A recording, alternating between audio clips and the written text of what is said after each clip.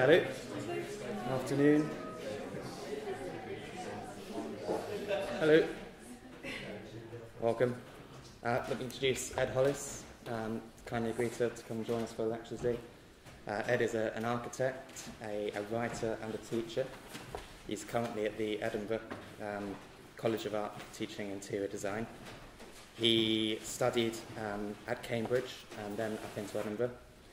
He writes, as I mentioned, he's got 2 books out at the moment. They're available in most bookstores, so I get 10% for saying that. And on Amazon. And on Amazon. And on Amazon. And on Amazon. It's in the Stocky Hall Waterstones at the moment. Secret Lives, which was published in 2009 in London and New York, and Memory Palaces, which was just published this summer. He went to work after graduating at Richard Murphy Architects in Edinburgh for 5 years. His work addresses the relationship between architecture and that of storytelling, looking at history, performance and myth. He's got a big interest in the relationship between time and building, and the environments that change and grow minute by minute, day by day, century by century. The chronological difference between architecture and interiors and how the time frame of them are both different. So Ed's going to talk us through this in his lecture, focusing on the 2 books. So please give him a warm welcome.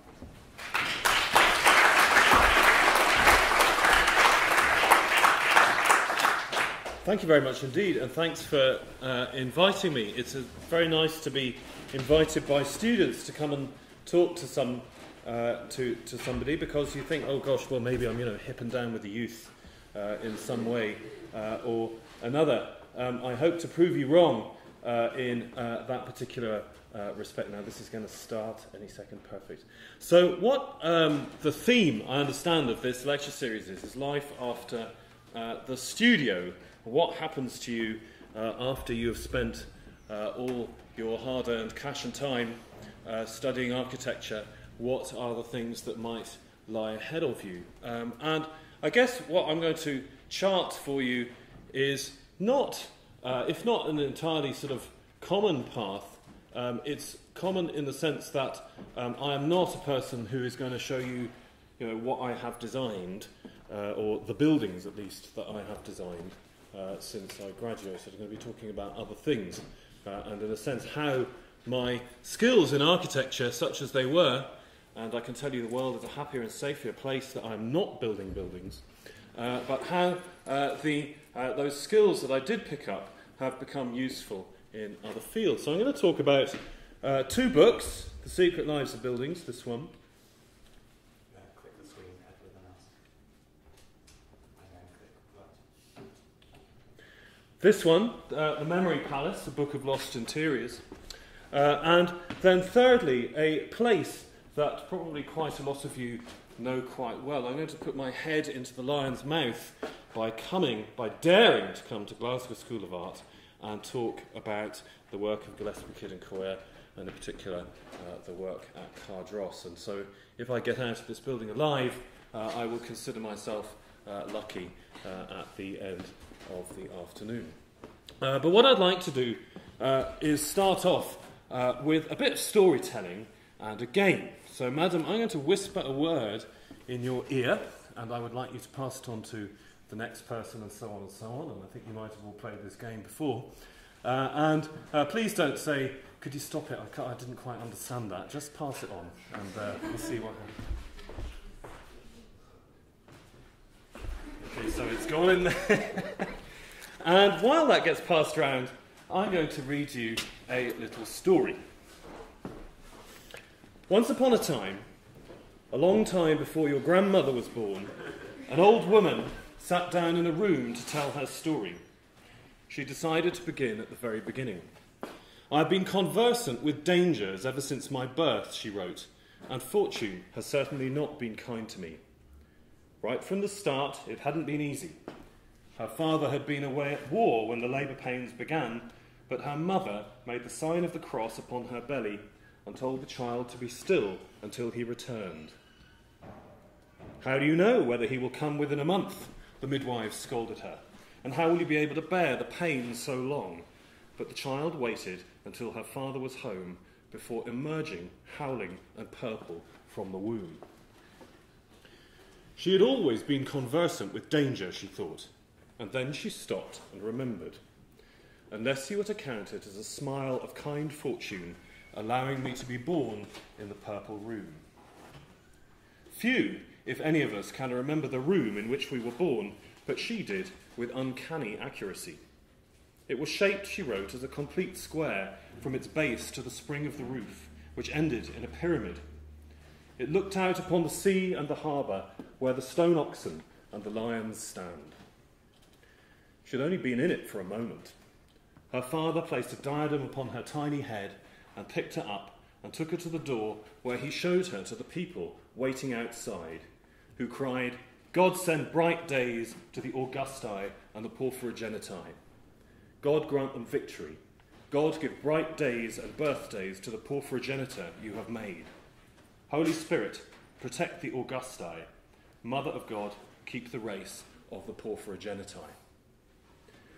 For Anna Komnene was no ordinary child. She was Porphyrogenita. That is to say, she had been born in a purple room. It still embittered her as she sat confined in her cell. Things could have been so different had the promise of that room been fulfilled. She only remembered it, you see, because she had forfeited the right to inhabit it. Anna might have been Porphyrogenita, but she never became the empress she had hoped to be. Although her mother supported her claim as the firstborn, although she married a Caesar, her younger brother John slipped the ring from his dying father's finger and claimed the imperial crown for himself. And of course, since he was a man, everyone let it happen. Anna, outraged, tried to murder him, and when she failed, she was exiled to a nunnery to repent at leisure.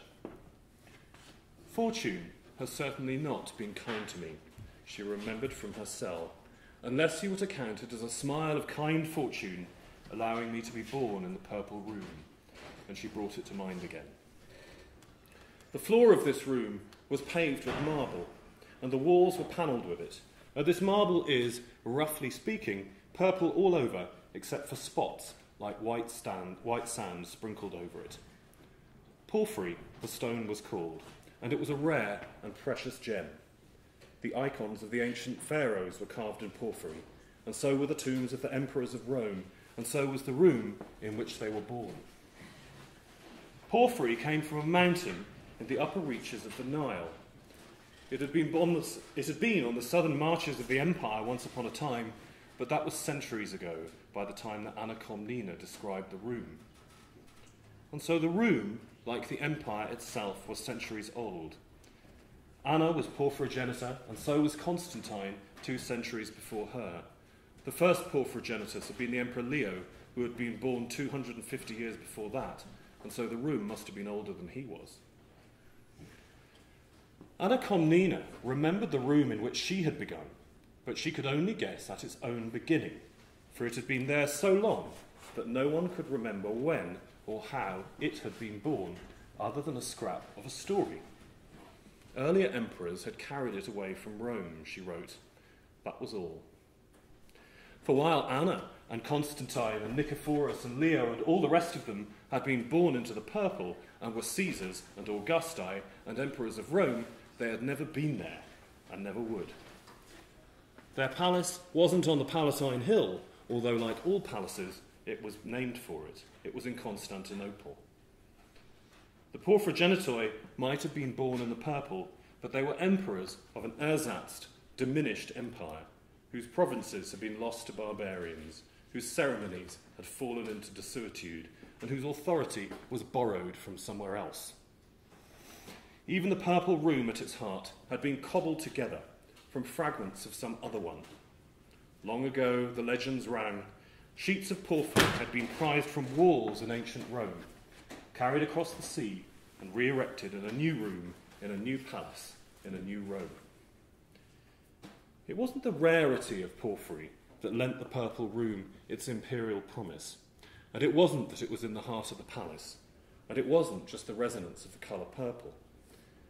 Anna Komnene had no idea whether it had come from Rome or not, but she hoped that it had.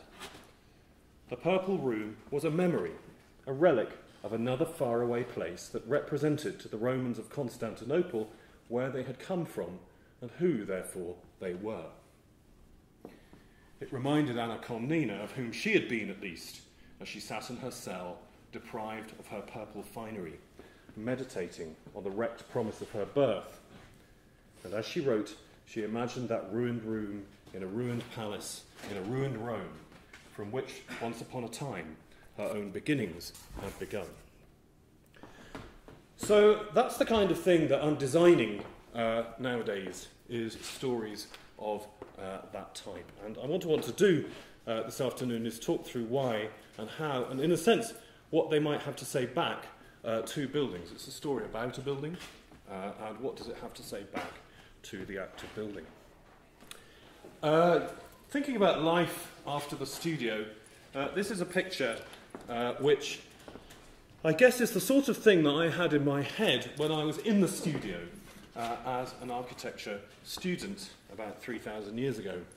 And this painting was painted by a character called Thomas Cole, who lived in New York State in the turn of the sort of early 19th century. This painting was painted, interestingly, in the same decade that the RIBA was established in the UK. The profession of architecture was set up, and it's called The Architect's Dream. And it was probably not entirely dissimilar to my own dream of what my life would be like as an architect. That I will be lounging around in the afternoon, sort of holding a plan of some gorgeous building. And what I would be doing is looking out at all the wonderful masterpieces which my building was going to join, whether they be Salisbury Cathedral or the Parthenon or the Temple of Vesta in the Forum or an aqueduct or the Great Pyramid or whatever it might be. I assumed and hoped that what I would do is design buildings of genius, and that those buildings of genius would join all the other buildings of genius that exist in the canon of architectural history. And I had learnt this point of view, I suppose, particularly from a young age, by my secret pornographic reading as a teenager, which was a lovely, huge, glossy edition of Nicholas Pevsner's Outline of European Architecture, with these enormous, beautiful, black and white photographs of buildings dating all the way back to ancient times, which were all photographed in this beautiful, wonderful, crisp, clear, black and white, devoid of people, art images of what buildings might be. I assumed that I would join this sort of marbled magnificence. And I want to show you what's happened to my life, because it didn't quite turn out like that. Now I teach interior design, and if there's one thing I've learnt about interior design, it might be symbolised in these two images. Here is Le Corbusier's photograph that he presents of the Baistegui apartment in Paris in the 1920s, and here's a photograph taken by the occupant once he'd actually moved in. What I do as an interior designer, or what I teach interior designers to do, is to ruin pieces of architecture. That is the job of an interior designer, is not to do what the architect wants, is to come in and do what people would like to do to the building, and that is generally to ruin it. So that is my profession. That's the day job. My first job in practice in Scotland, well, this is the first building that I built, and it's here sort of in beautiful Instagrammed, nostalgic imagery. This is the first Maggie Centre at the Western General Hospital, which was my first sort of project as a project architect in 1994, 1995, working for Richard Murphy Architects. And the observant among you will have noticed that what I also did here was ruin an existing building. It was a perfectly nice 19th century stable block at the bottom of the site in the Western General Hospital in Edinburgh, and what we wanted to do was convert it into a sort of day or visitor centre for people living with cancer. And what horses and stable boys need in the 19th century and what people living with cancer need in the late 20th century are not the same thing. And so what we tried to do is make an architecture that exploits the aesthetics of the misfit between the two. So here are the openings where the horses would come in and out.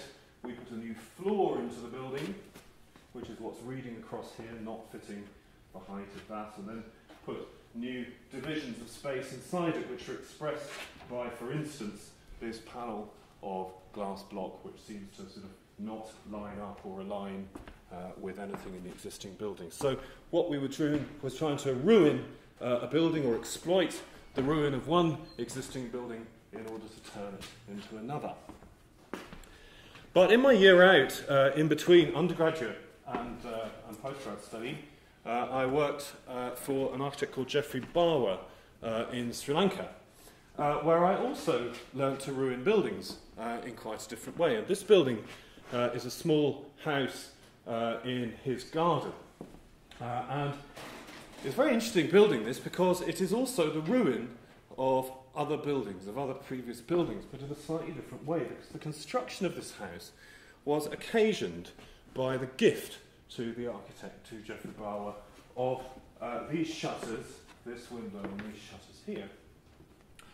And these things were given to him, or they had been found, or they'd been detached from the building for which they'd originally been made, because that was being demolished. And so what happened was that they were reincorporated into this very different sort of building.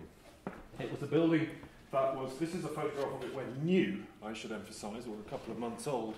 And so, for instance, one of the tasks was to smear the walls with mud and cow dung so that they weren't mouldy as fast as possible. It was very important to us that we built the building with inadequate foundations so that the walls would crack as fast as possible. And the building would look, as soon as possible, like it was already a ruin of itself. So I spent my professional life dealing with the ruins of buildings. And what I want to do this afternoon is convince you, in a sense, not just that that's a self-indulgent activity, but actually it's quite an important one to think about. Because it struck me that something had happened in my training, which was that to lend me an expectation that what architects do is they design new buildings which are like artefacts, which are like things that are somehow detached and divorced from time. Okay, that exists. There's a huge irony in this image. The dream of the architect is actually a history of architecture. It's not just a painting of space, it's a painting of time. The line of the present, I suppose, might be drawn by the position of the architect in the foreground of the painting. And as you can see, what he's doing is he's holding a plan, and the plan is unrolling itself out towards you. What is a plan?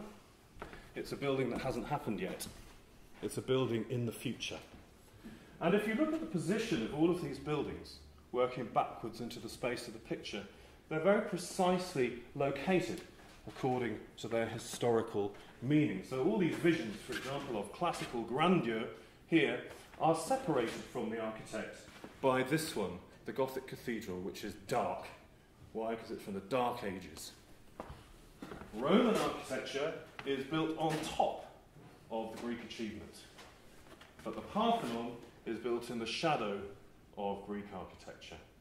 And the furthest thing back in the past, or the furthest thing back in the past that Thomas Cole could imagine in 1838 is the Great Pyramid.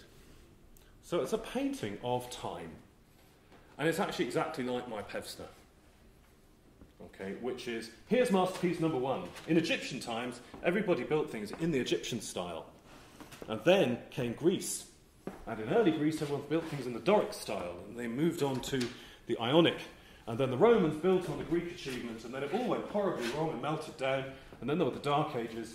And then in modernity and the Renaissance, we look back towards this stuff and projected a new future. Okay, there's your potted history of Western architecture. The irony of the image, of course, is that all of these buildings here look new. We know the world doesn't look like that. Go to Barcelona, go to Rome, go to Naples, go to Cairo. They don't look like that. There's only one place that looks like that, and that's Las Vegas. Okay, where it's all made, which is the only true architectural museum there is, where you actually get to see the form of all these masterpieces as conceived by their masters. So my job has been to play with this, and I sort of found myself recently delving a little more into the work of this painter, Thomas Cole, and he proved to be rather more interesting and percipient about it than that potted history which I've just given you. Here is a painting, one of a diptych that he provided. This one is called The Past. And here is the present. The present is always the ruin of the past. The present is always the ruin of the aspirations of the past. Okay? And that is not necessarily, as I'll try and persuade you, a terrible thing. In fact, it's one of the most interesting things we can do is to try to ruin the past. But also, he painted this rather wonderful sequence of images, which are called the Course of Empire, and it's quite ironic, I suppose, he's writing them in the 1830s, or drawing them in the 1830s, in a sense before the American Empire has come into being. So here we find a valley in New York State, and it's dawn, as we can see from the rosy clouds over here, but it's also the dawn of civilization, because here is the savage running through after the deer. I'm going to take it out. Now it's coffee hour, and what has happened is that the landscape has begun to be cleared. Okay, and it's pastoral, the sort of sheep and all that sort of thing, and a very rudimentary origin of architecture. And so we're in a different world, but actually it's the same place. The observant among you will have noticed that the mountain has been there all the time. And here we are at high noon, and it looks like a very, very different place altogether, except that it's the same place. Gin and tonic hour. So Glasgow, Friday evening. The end of civilization is nigh. And again, we find ourselves in a different world, but it's the same place. And then this most beautiful picture of what's left after all of that. This is what's going to happen to Glasgow. We know it's going to happen to Glasgow, because it's happened to every other city that's ever existed. It's what's going to happen to every building that all of you ever build. Okay? Now, don't let me be a Friday afternoon downer. Just get used to the idea, because it's quite an interesting idea. There's a fascinating thing that happens with buildings. Hands up who believes, well, hands up who doesn't believe that buildings should be sustainable. Hands up who does believe that we should make buildings to be disposable and throw away. Okay, small minority. Hands up who does believe that buildings should be durable and last. Okay, equal. Because traditionally that's been one of the conditions, hasn't it, of architecture. If you think of Vitruvius, he goes, buildings have got to be beautiful, they've got to be functional, and they've got to last. They've got to have firmitas. They shouldn't fall down. So what happens? I build my building, I put it together really beautifully, it will not decay, it will throw off the rain, it will work so well, and so on. What's going to happen if my building lasts? Well, it's fairly obvious what's going to happen, is it will outlast you, the architect. We're living in a building, here we are working in a building which has outlived its architecture. It's also, I would argue, outlived its brief. What an art school was meant to be at the turn of the 20th century is not what an art school can be in the early years of the 21st century. Buildings outlive their briefs, and buildings outlive the technologies which made them. And usually this happens quite soon. It's usually about 75 years after a building's complete. All the reasons for the existence of that building run out. The client's dead, the architect's dead, the brief is dead, the builders are dead. Okay? And what happens at that point? Well, I think something really fascinating happens, which is that a building has a certain reason to exist, and that is itself. The fact that it does exist. I think this asks us a really interesting question about what architecture is. Why are we making couture architecture to fit precisely a brief when we know the brief will run out? Okay, why are we not thinking further into the future to go, what happens when the world which invented the building no longer exists, but the building is still there? Okay. So I just read you a story about one such building. okay, a room in what is now Istanbul. The room no longer exists, but a room which was taken from another building for a very specific reason. But nobody could really remember where it came from, okay, or how it was there. Now, can I ask, who was the last person to hear my words? And what did you hear, sir? The word is entering spongy plunger. I thought that too. And madam, what did you hear? Okay, magnum. Okay, great. Okay, so what I actually said was megale palation, which means the great palace, which was the building in which that purple room was found.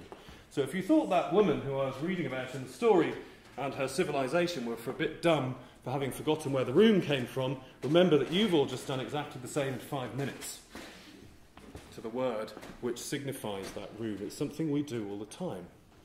Because what happens at that interesting 75-year point after the brief of a building and the world that created it disappears, what happens at that point is it gets passed on to somebody else. Okay, those things get passed on to somebody else who will bring their own interpretation to that building.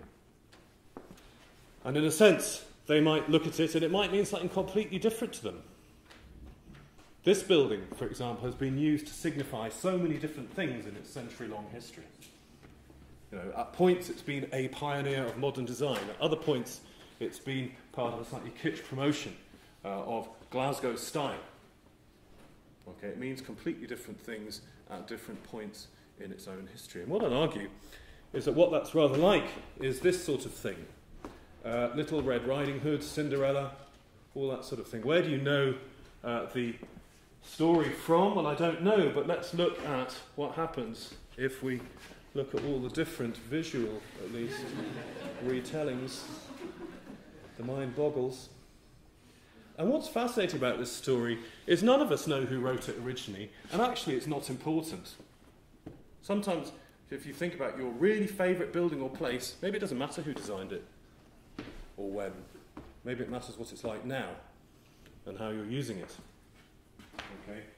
Every place you see, every building you see, is a place or a building retold, in the same way that a folk tale is a place or a story or a thing retold. There is no original version of this story. There's no correct version of that story. There is only the telling that you have heard and the telling that you will tell.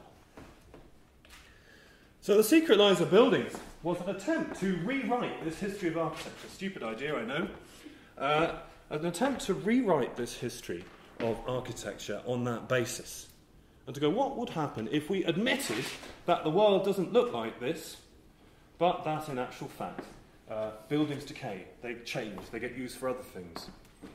And so it is a history of style, and the evolution of style through history, just like this is an evolution of style, but it's an evolution of styles of reuse.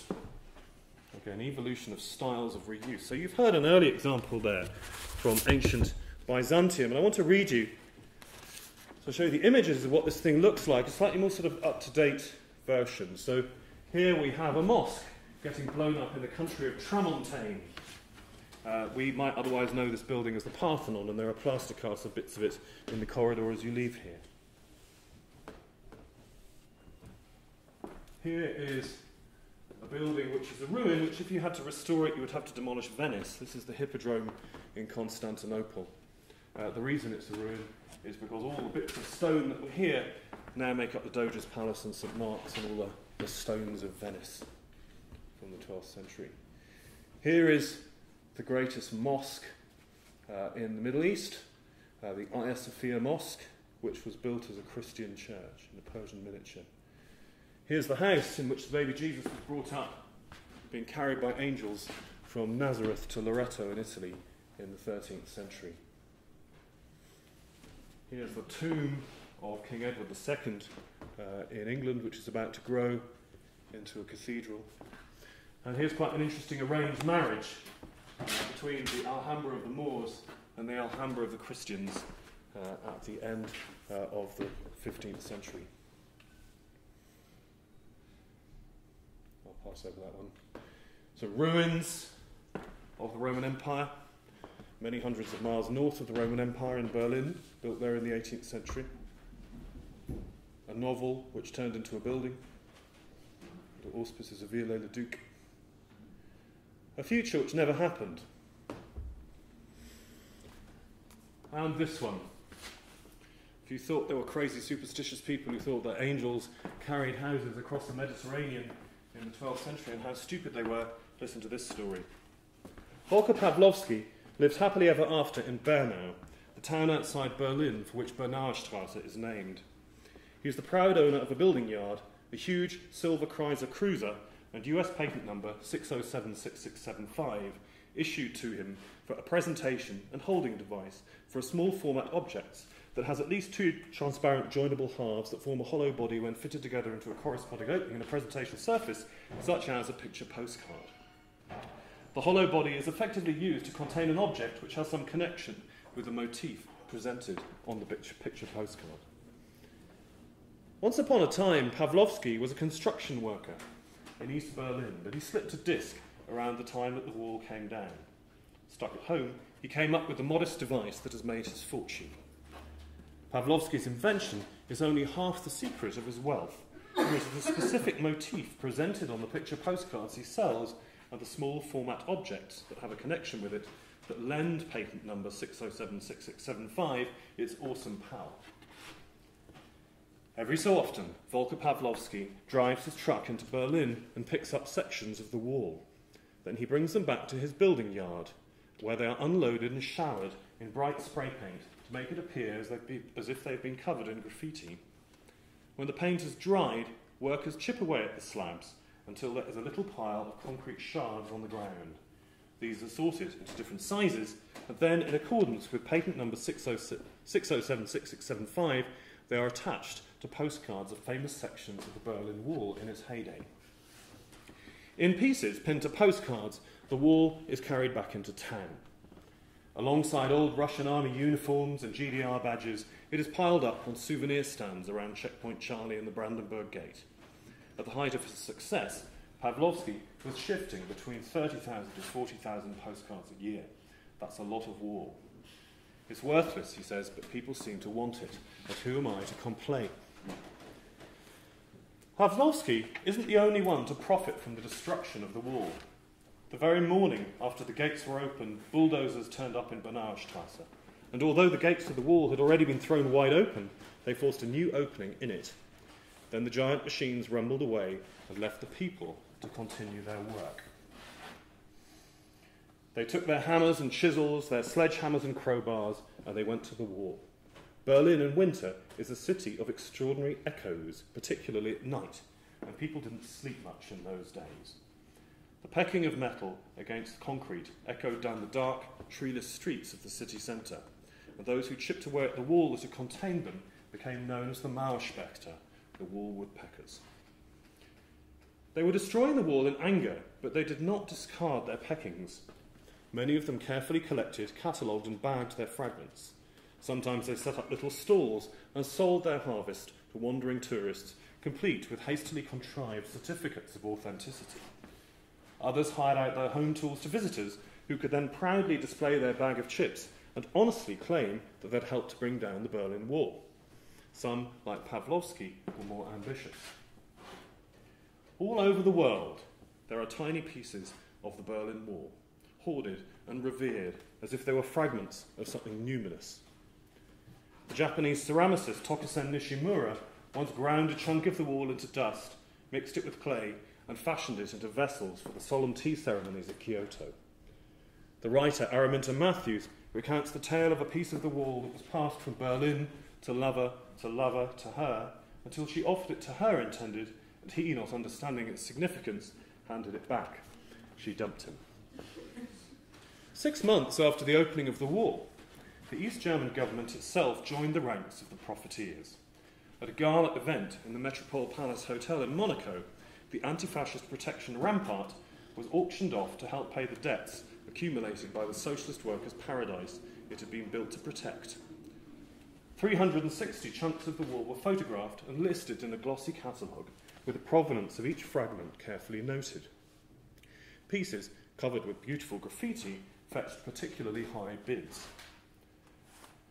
The wall can now be found at the CIA headquarters in Washington, D.C., the campus of Honolulu Community College in Hawaii, the urinals of the Main Street Station Hotel in Vegas. A slab adorns the piazza of the small Italian hill town of Albinea, and another decorates a children's playground at Trelleborg in Sweden.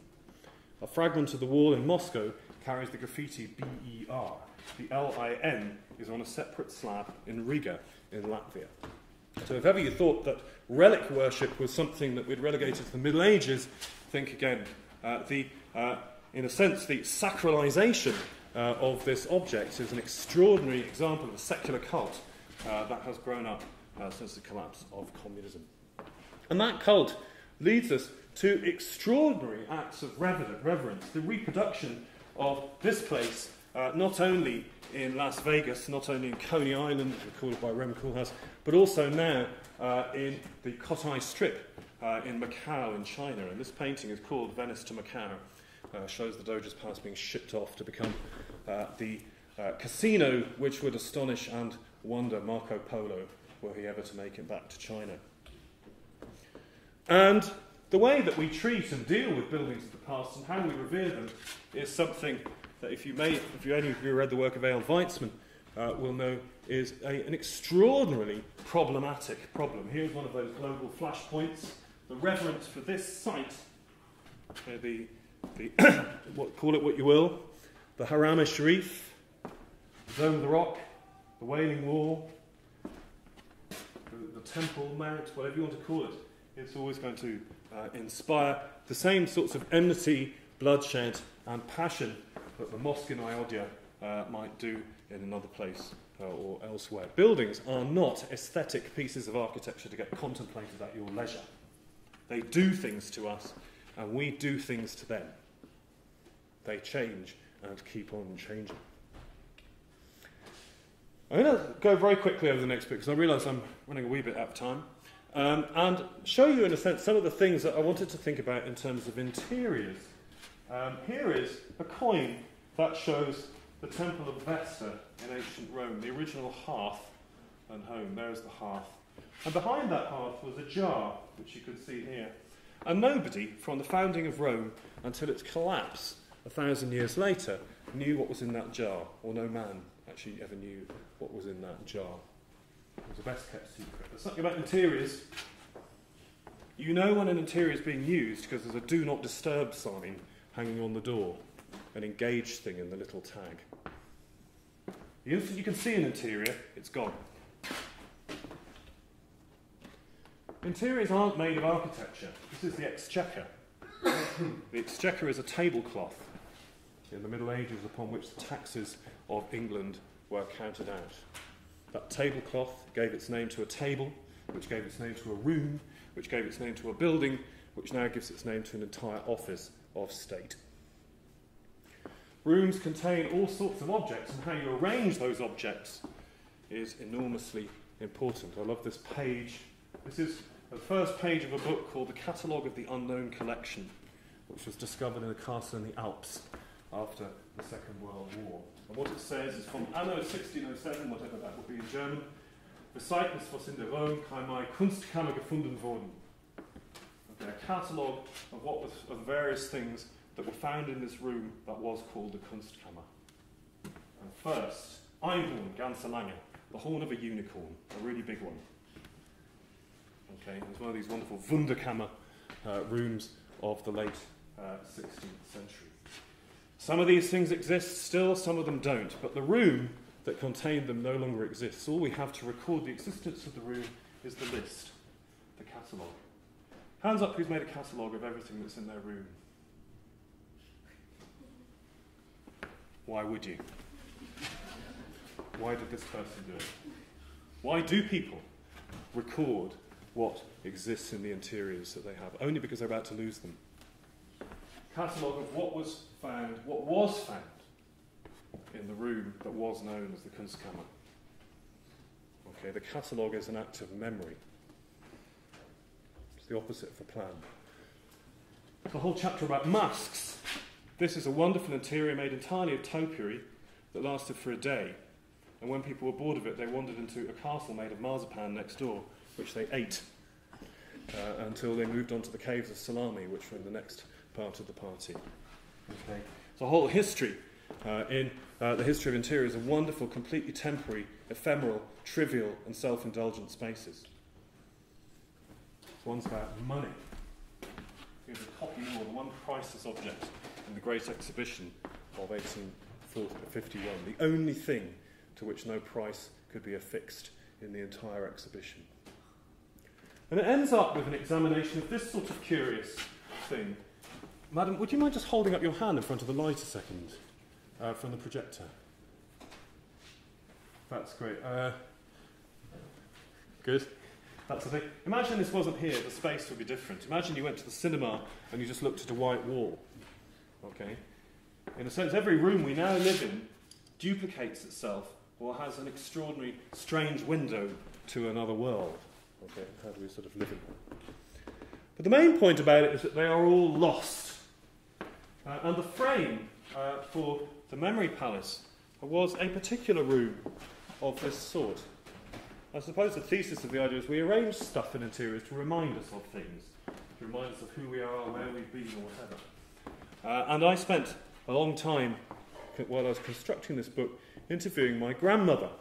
And this is her sitting room. And while she talked to me about all her stuff, I'd make a catalogue of it. She'd spent a lifetime collecting this stuff, and we knew it was a lifetime because, kind of, not so long ago, she died, and it's very interesting to see what happens to rooms when people don't live in them anymore, when people move out. You can generally tell pretty fast, within a day or two, that somebody hasn't been living in a room, that it's been unoccupied. It's an incredibly fragile sort of organism.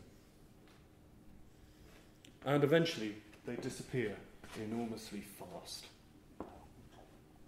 So I've tried to tell two stories about time. One of it is about buildings, which might be something that takes place over centuries. The story of the Purple Room is something that takes place over millennia.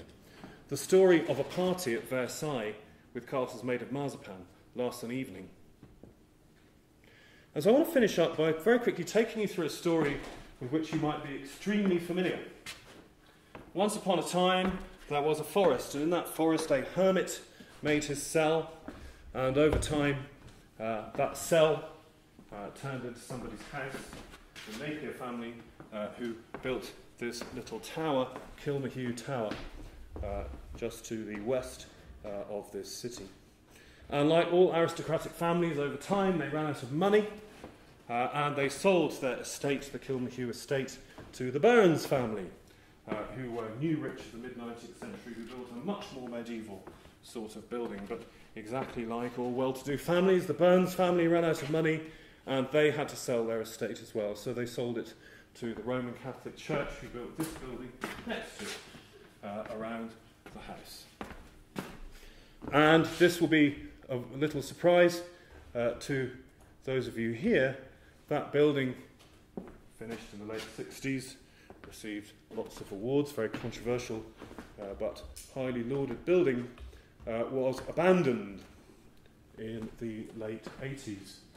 And since the late 80s has undergone a sort of particular process of decay which makes the collapse of the Roman Empire, or indeed Thomas Cole's Course of Empire, look like a walk in the park. There have, as you know, been a variety of suitors who sought to redevelop the place, and the worse it gets, the more problematic it comes to do them. But it strikes me when one looks at the proposals for the dealing of this building of St Peter's Seminary at Cardross, they seem to be particularly predicated on restoration of the structure in some form or another.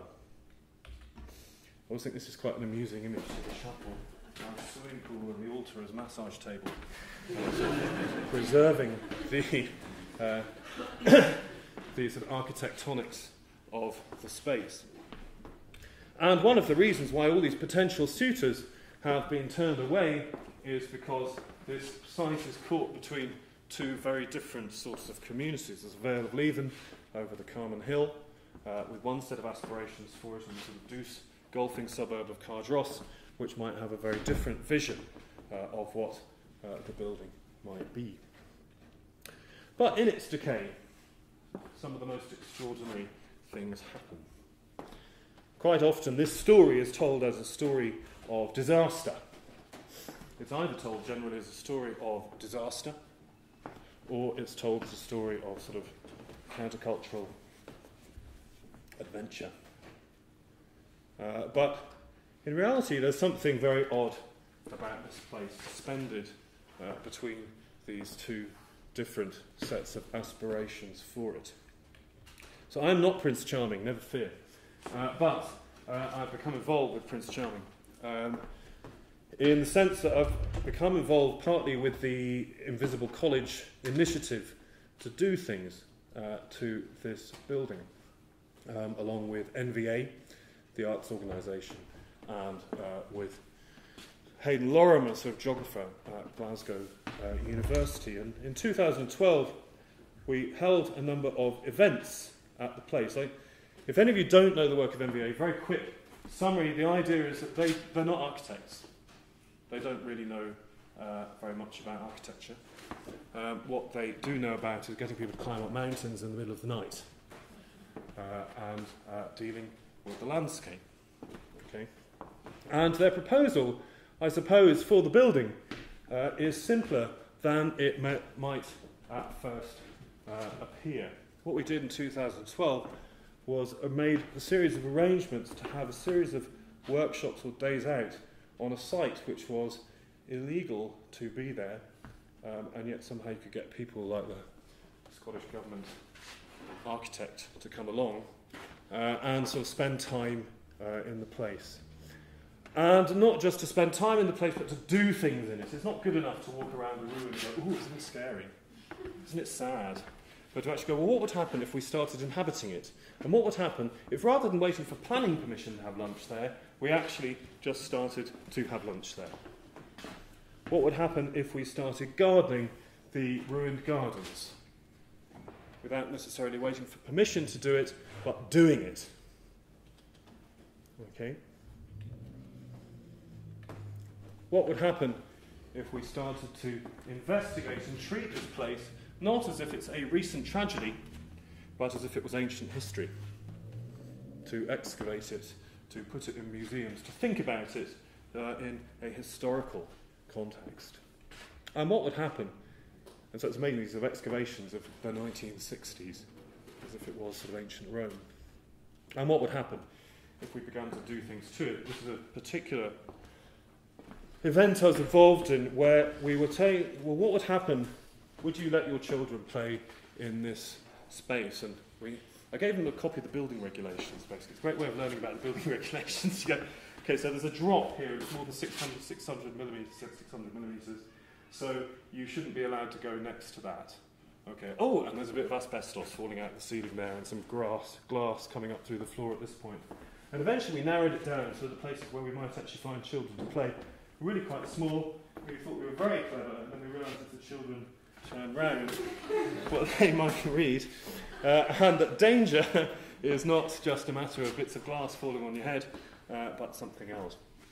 The point of which being is, actually this project is beginning to, in a sense, acquire legs. It's been funded by the HLF, which gets us halfway there to doing things to this building. But the point about this project is to try and evade that particular original image of the architect's dream. Okay, this building is no longer any part of any story of any architect's dream. It will never look like it did in 1967, and it will never mean what it meant in 1967. In some ways, the 30 years of its history, from its abandonment until now, are as much an important part of its history as the bit prior to that. And those things are not a tragedy, they are merely a process of change. And to erase them would be to erase that piece of history as surely as the history of East Germany has been blotted out by the West. Okay? And so the proposition is to reoccupy this place, in some senses, as a ruin, as a partially occupied ruin of ancient times, those ancient times happening just to be within living memory. To value all the different points of view and actions and vandalisms that have been taken against it. But also, as you can see here, not to sit around waiting for the perfect plan to come along. No building is ever going to have a perfect plan that's going to sort everything out. Okay? No building that we're ever dealing with from the point of view of existence is something where we can solve every problem. This project will not be finished in 20 years' time. I don't know what it will look like when it's finished. If I did, if it was going to be finished in 20 years' time, there will be a problem. Because buildings continue to evolve. So I just want to finish up by reminding us of these two images. We said that this was the past, and that its companion was the present. But what I want to suggest to you is that these are, in a sense, two alternative visions also of the future. But here is a model for the future in which time can be made to stand still, run backwards, problems can be solved, buildings perfected. And this one is also a vision of the future. And that it's not necessarily a tragic, solitary, elegiac sort of future. It's a future which is an opportunity. Buildings which are incomplete, buildings which still have the capacity for change, buildings which allow people to occupy them in all sorts of unexpected ways, buildings which do unexpected things to their makers, present an extraordinary opportunity not just to fix the future as an image, but to turn it to something which is in motion. So thank you very much.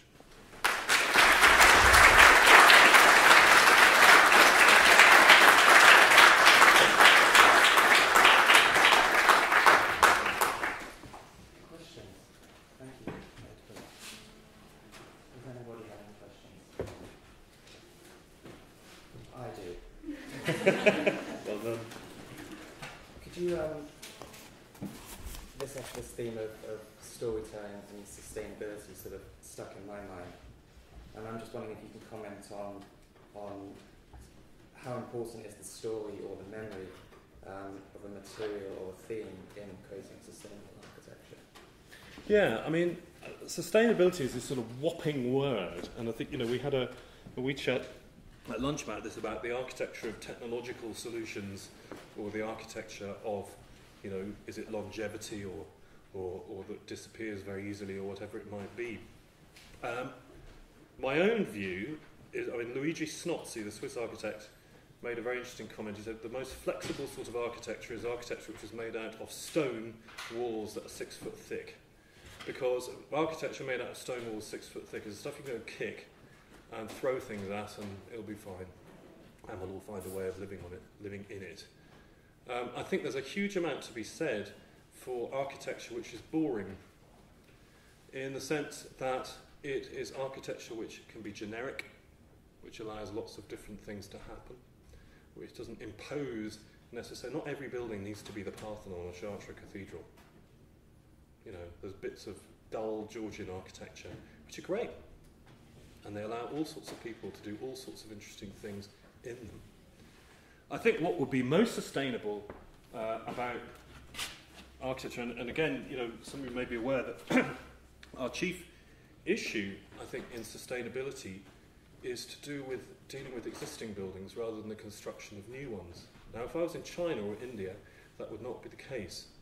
But here, the majority of houses which people are going to be living in 2050 already exist. So which one should we be really worried about? The drafty Victorian tenement, the 1950s house that freezes with its crystal windows the instant you turn the heating off, or creating utopian alternatives where we'll go and live in pods made of grass? Strikes me that actually, if we could work out a really clever way of reoccupying the buildings we have, that could be a very powerful way of addressing it. And that is not, and what I've really tried to emphasise here, is that should not be seen as a second best alternative. I want to build my Burj Al Arab, but I suppose I'll have to put up with doing some refurb. Okay, it's not that.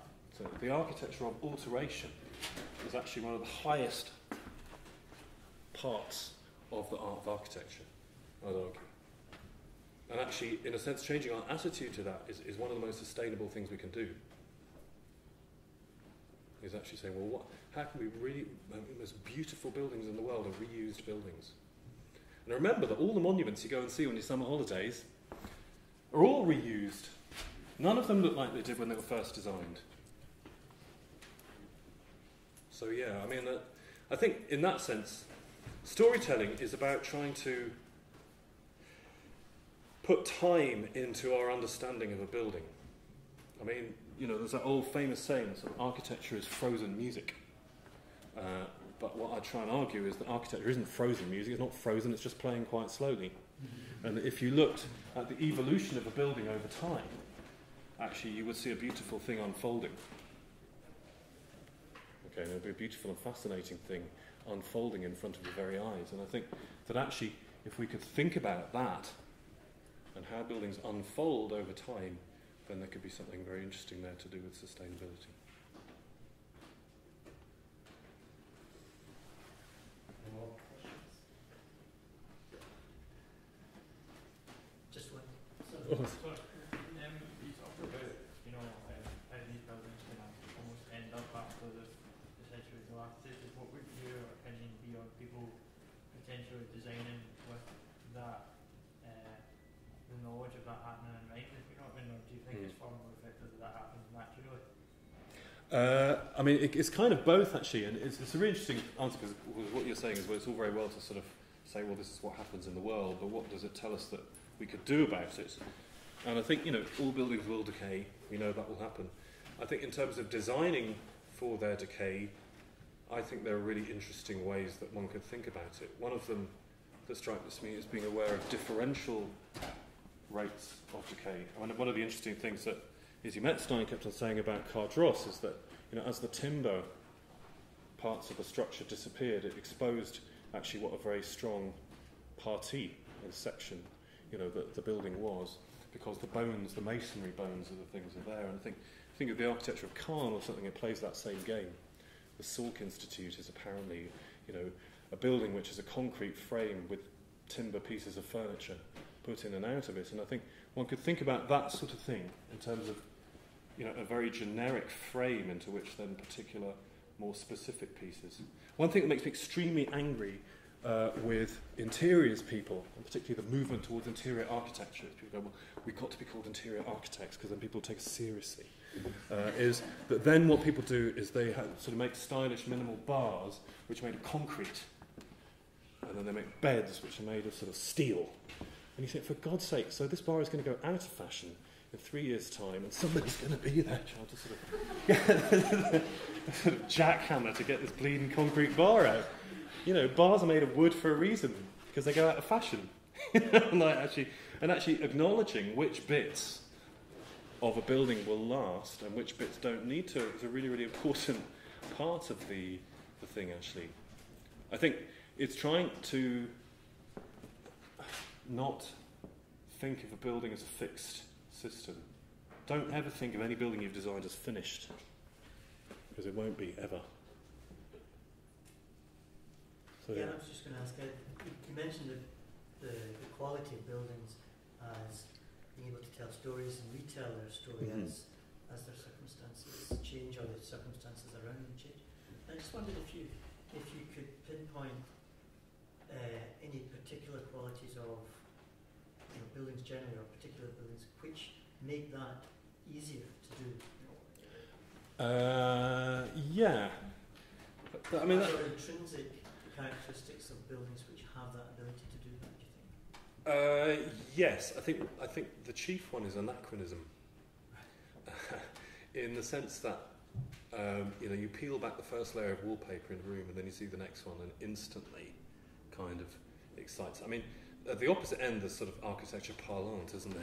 And you make a building in order to tell a very explicit story. And I guess what I find very interesting is the way that, or personally what I find very interesting is the way that a story then gets kind of inadvertently retold. I mean, thinking of the ones that I was showing you, I mean, the Alhambra is a particular example where there's a sort of medieval Alhambra of the Moors, and then there's Charles V, the Holy Roman Emperor, built this neo-classical, also Renaissance palace next to it, which in itself is a very beautiful building, but it's always had a bad press because it's next to the other one. But it's very deliberately like set at a skew to the other building. It's 5 stories higher.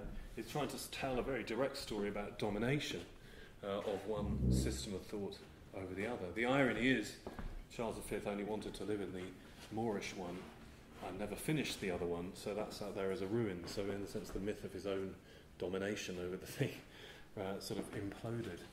And you get all sorts of, like the follies of the 18th century I think are fascinating because they're very deliberately constructed to tell stories. I mean there's the one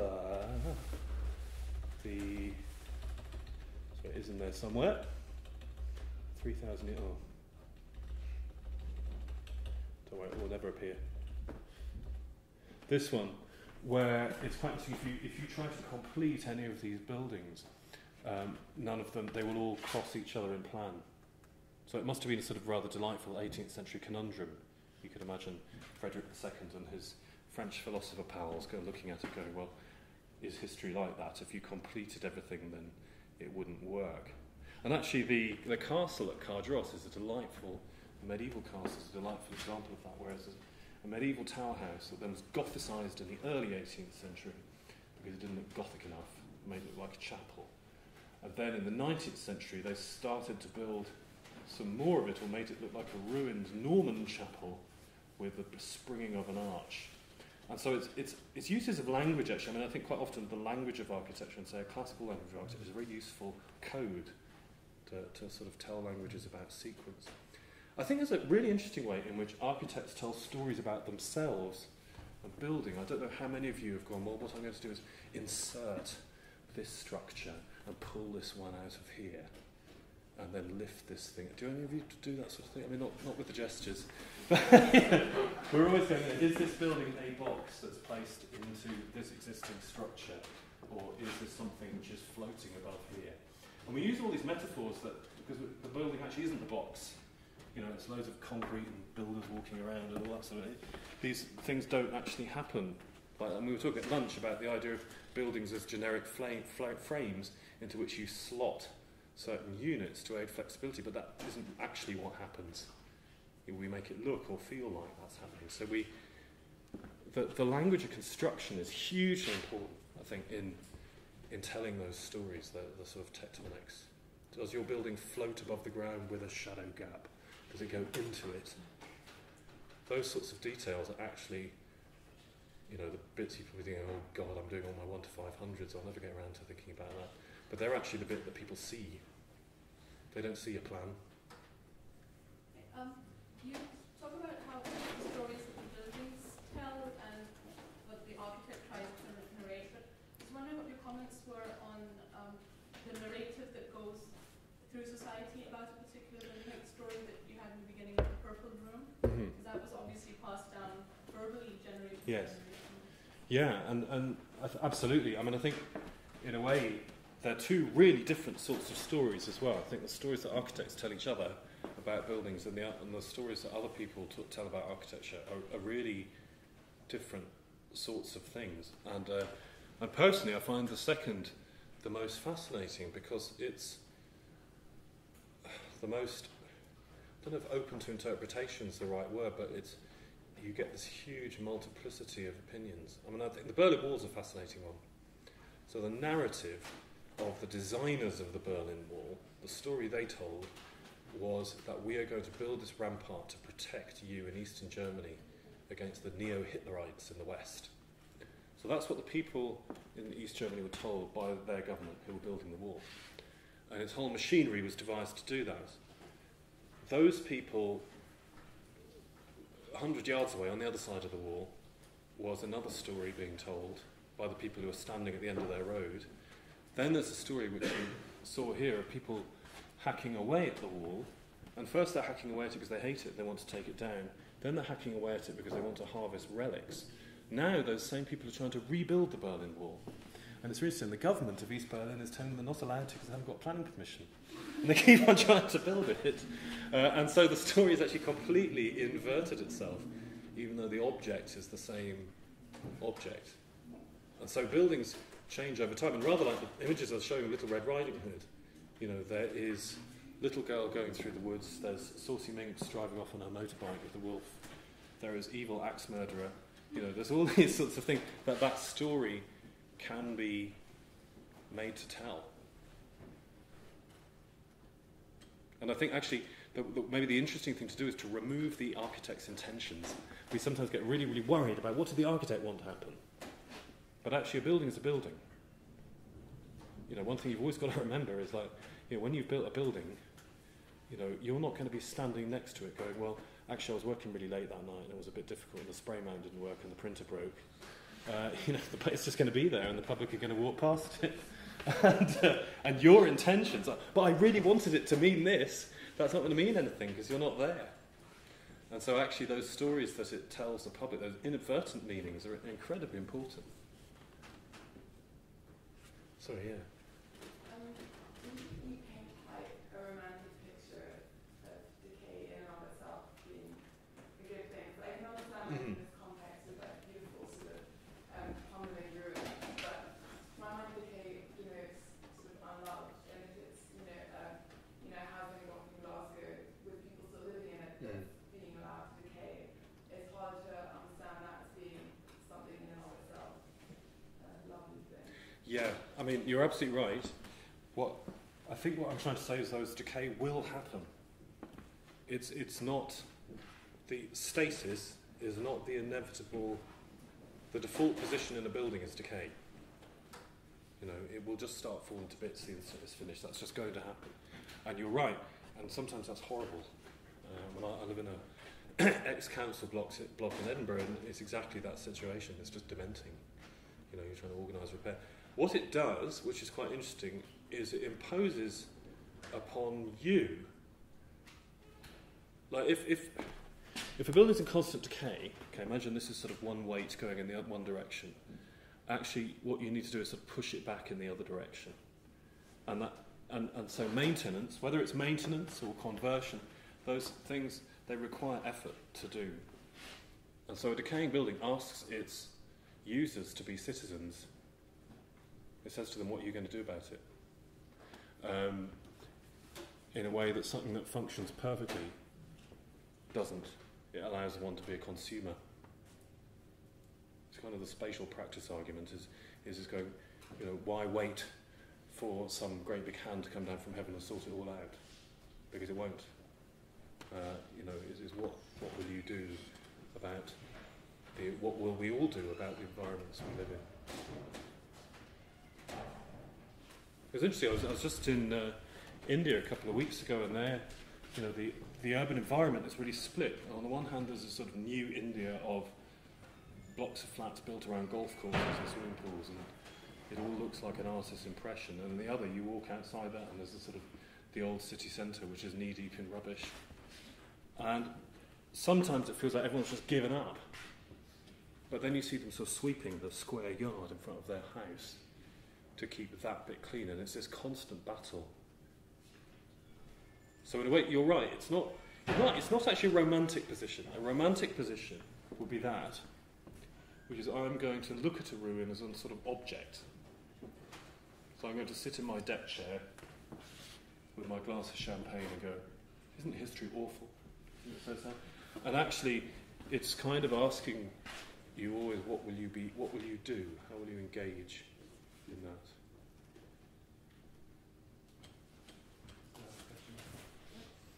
I was wondering about your solution, how to utilise cultures by reoccupying it. Isn't much of its magic is that it's not occupied, and the whole route that you have to go through to get to that space from the golf course? Sure, yeah. But again, that's a slightly romantic position, because if one leaves it, then it will cease to exist very, very fast. In the 2 years since I've been going quite regularly over the last 2 years, and if I look at photographs of what it was like 2 years ago to what it's like now, it is already massively changed. and that rate is accelerating. Its decay is accelerating. So there will actually be nothing to see beyond a certain point. So one shouldn't have any illusion that it's in a static state. It's not in a static state. It's actually, it's decaying very, very fast indeed. And so, I mean, you're right though, it sets this massive philosophical problem. How do you stabilise a ruin? I mean, I was talking about the scheme a couple of years ago, and was talking about it afterwards to Izzy Metstein, who said, don't underestimate the problem of making that building safe. And the more you look at it, you think, yeah, this is a real nightmare. So, it's got all these ledges. So how are we going to stop people falling off the ledges? Do we put back the balustrade that they designed? In which case we might as well restore the building. Do we design another balustrade? Do we just put a sign saying, well, it's all your own fault if you fall off it? How does one deal with these problems? It does have a certain romance, but, as I say, that is something which, in a sense, exists for an elite few. If you're in a wheelchair, could you enjoy the beautiful hidden romance of Cardross, as it is? Or if you lived in 10 years' time, what would be there? And so, in a sense, something has to happen. Thank you very much. I'm going to ask Chris if anything to add. Not going to be able to do that very often. Not today. This has been a really thoroughly enjoyable lecture, and in a way it's not a talk that one should sum up, or in fact can sum up, at least I can sum up. For me, there's two things that come out of it for me which is really relevant. One is that in some respects the talk is a critique on the whole idea of newness, not in any way to be against newness because we're architects, but actually to critique what it actually means. And I suppose the other side of that is really a reminder that buildings, and indeed all created artifacts, have this afterlife, and that the story that they tell and the design and the circumstances that surround the cultural context, which helps that story, the community, change. And as Ed has so eloquently and wittily described, that story changes over time and different generations. And that's an incredible privilege in a way to be part of that process by starting or indeed interpreting that story at one point. And I think your description of being involved in conversions being in many respects the highest form of architectural endeavour is a great reminder as well, because in many respects it's picking up the tune, or picking up a tune that's been already started and continuing that. So I'm still kind of processing all these things, but without having to try and put them into any more words and compete with Ed's eloquence, I'd just like to thank him very much for such an enjoyable and thought-provoking talk on a late Friday afternoon. Thank you very much. Thank you very much.